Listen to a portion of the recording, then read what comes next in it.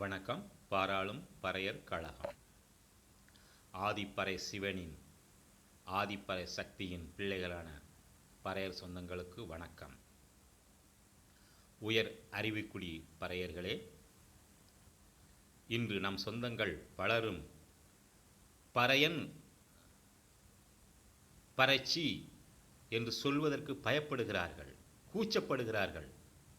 இந்த பயத்திற்கும் கூச்சத்திற்கும் காரணம், இந்த பறையர் இனம் பல 100 வருடங்களாக பல இன்னல்களுக்கும் பல கொடுமைகளுக்கும் பல வன்கொடுமைகளுக்கும் உட்பட்டு பயமுறுத்தப்பட்டு படுகொலை செய்யப்பட்டு மனதிலே பயத்தை விதைத்து இரத்தத்திலே பயத்தை ஊற வைத்து விட்டார்கள். அதனால்தான் இந்த பறையர்குடி பறையன் பறைச்சி என்று சொல்லுவதற்கே பயப்படுகிறது. பறையன் அடிமையா?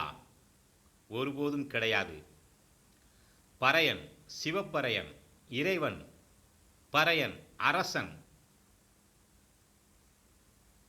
அரசனாக இருப்பவன்தான் சண்டையிடுவான். மாற்று அரசன் வந்து சண்டையிடும்போது இங்கு உள்ள அரசன் சண்டையிடுவான். ஆக பறையனும் அரசனாக இருக்கும் பொழுது சண்டை நடந்துள்ளது. அந்த சண்டையிலே எதிரி வஞ்சகத்தாலும் துரோகம் நிகழ்த்தி பறையர்கள் அரசர்களை வீழ்த்தியுள்ளார்கள். ஆக அதற்கு முன்பு அரசர்களாக இருந்தார்கள் பறையர்கள், இன்று அடிமைகளாக இருக்கிறார்கள்.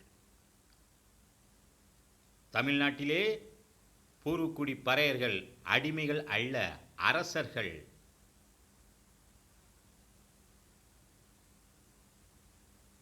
போரிலே வஞ்சகத்தால் தோற்கடிக்கப்பட்டதனால் அடிமைகளாக்கப்பட்டுள்ளார்கள். நன்றாக புரிந்து கொள்ள வேண்டும்.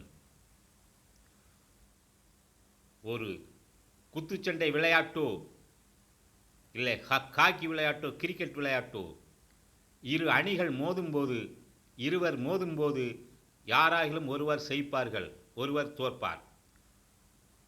ஆக போட்டியிட்டவர்களும் போர் செய்தவர்களும் தான் வெற்றி தோல்வி, ஆண்டான் அடிமை. மற்றபடி சாதி பெருமை பேசுபவர்கள் எல்லாம் பார்வையாளர்கள் மட்டுமே. ஆக என் அன்பார்ந்த உயர் அறிவுக்குடி பறையர்களே, பறையன் என்று தைரியமாக சொல்லுங்கள். மனதிலே தைரியத்தை வளர்த்து கொள்ளுங்கள். இந்திய நாட்டில் எடுத்துக்கொண்டால் தமிழ்நாட்டில் பூர்வக்குடி பறையர்கள், இந்தியாவிலும் பூர்வக்குடி பறையர்கள்தான். ஒவ்வொரு மாநிலத்திலும் அந்தந்த பூர்வக்குடி மக்கள் அடிமைகளாகத்தான் இருக்கிறார்கள். இதே போல்தான் ஒவ்வொரு தேசத்திலும் பூர்வக்குடி மக்கள் அடிமைகளாக இருக்கிறார்கள்.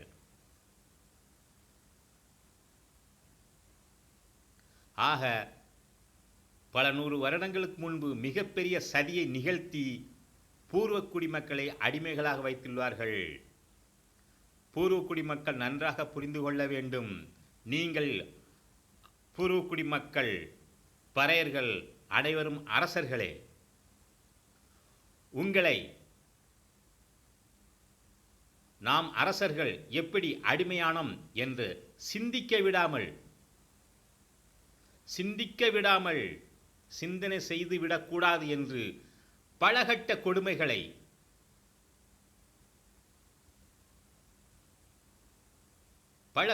கொடுமைகளை திட்டமிட்ட சதி திட்டங்களை உங்கள் மீது திணித்து நீங்கள் யார் என்றே அறியாமல் சிந்தனை செய்யாமலே வைத்துக் கொண்டிருக்கிறார்கள். இதுதான் உண்மை. என்றாவது ஒவ்வொரு பறையரும் சிந்தித்ததுண்டா? தமிழ்நாட்டு மக்கள், நம் சொந்தங்கள் பறையர்களைத்தான் கேட்கிறேன். எப்படி அடிமையானோம்?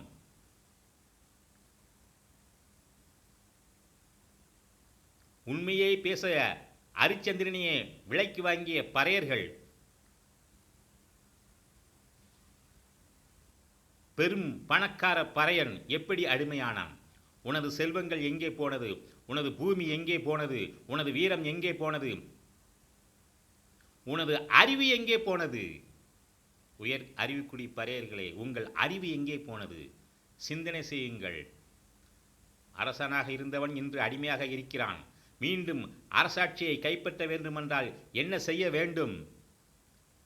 அந்த காலத்திலே காடுகளிலே மறைந்து மீண்டும் படைகளை திரட்டி எதிரி அரசனை போரிட்டு வெற்றி பெற்று வீழ்த்தி அரசாட்சியை கைப்பற்றுவார்கள்.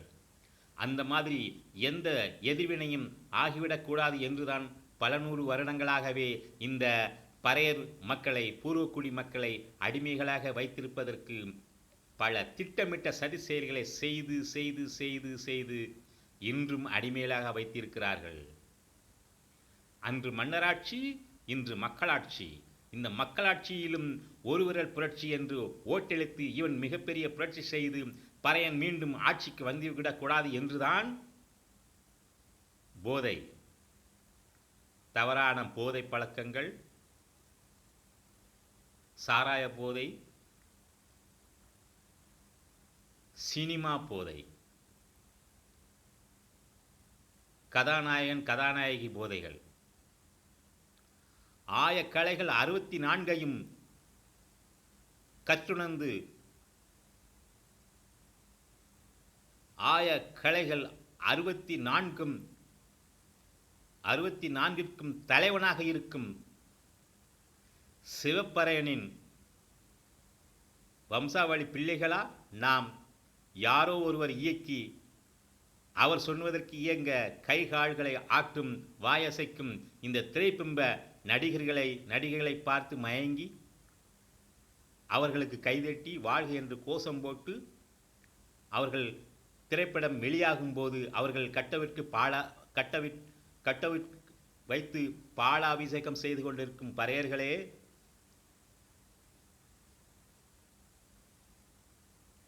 சிந்தியுங்கள். ஆயக்கலைகள் 64ற்கும் தலைவனான சிவப்பறையனின் பிள்ளைகள்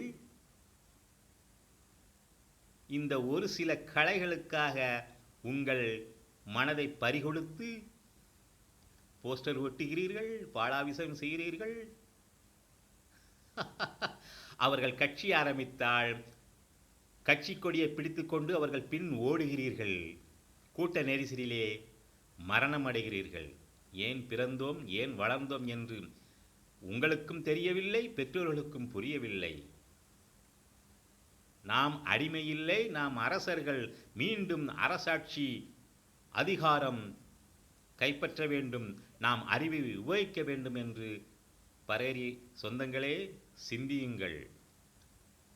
பறையர்கள் இன்று பல பிரிவுகளாக இருக்கலாம், ஆனால் உனது இரத்தம் ஒன்றே.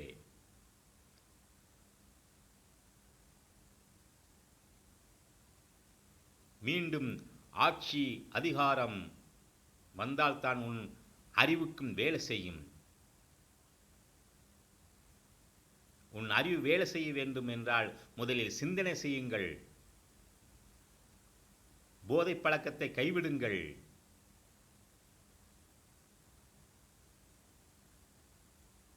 போதை பழக்கத்தை முதலில் கைவிடுங்கள். அதனால்தான் உங்கள் புத்தி வேலை செய்ய மாட்டேங்கிறது. உங்களை பறையர்களை ஆட்சியிலிருந்து அகற்றிய எதிர் அரசர்கள் தமது புத்தகத்தில் வைத்த அறிவுகளை, களஞ்சியங்களை திருடிவிட்டு இடையிலே பல புழுகுகளை எழுதி புத்தகத்தில் புகுத்தி விட்டார்கள். அதையும் நம்பிக்கொண்டு இன்று நாம் படித்துக் கொண்டிருக்கிறோம். ஒவ்வொரு பறையர்களும் பறை மொழியான தமிழ் மொழியை நன்றாக கற்றுக்கொள்ளுங்கள். தன் பிள்ளைகளுக்கும் கற்றுக் கொடுங்கள். தமிழ் மொழி பறையர் மொழி. அன்பார்ந்த சொந்தங்களே,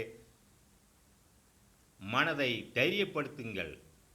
பறை என்று, பறையன், பறச்சி என்று உற்சாகமாக சொல்லுங்கள். ஏன் கூச்சப்படுகிறீர்கள்? எத்தனை காலம்தான் மௌனத்துடனும் சங்கோஷத்துடனும் நீங்கள் அலைய முடியும்? எத்தனை நாட்கள் மறைக்க முடியும்? ஏன் மறைக்க வேண்டும்? நான் பறையன், நான் பறைச்சி என்று தெளிவாக சொல்லிவிடுங்கள். நம்மிடம் பேசினால் பேசட்டும், பழகினால் பழகட்டும். அதனால் நமக்கு எந்த ஒரு பாதகமும் வந்துவிடப் போவது இல்லை. ஆகவே பறையர் சொந்தங்களே, என்றும் நீங்கள் அரச பரம்பரை, அறிவுக்குடி, உயர் அறிவுக்குடி பறையர்கள் என்று சிந்தனையில் வையுங்கள், அதையே செயல்படுத்துங்கள். பாராளும் பறையர் கழகம் என்று சொல்லுங்கள், உங்கள் தாழ்வு மனப்பான்மையை வெல்லுங்கள். நன்றி, வணக்கம். இவன் பாராளும் பறையர் கழகம்.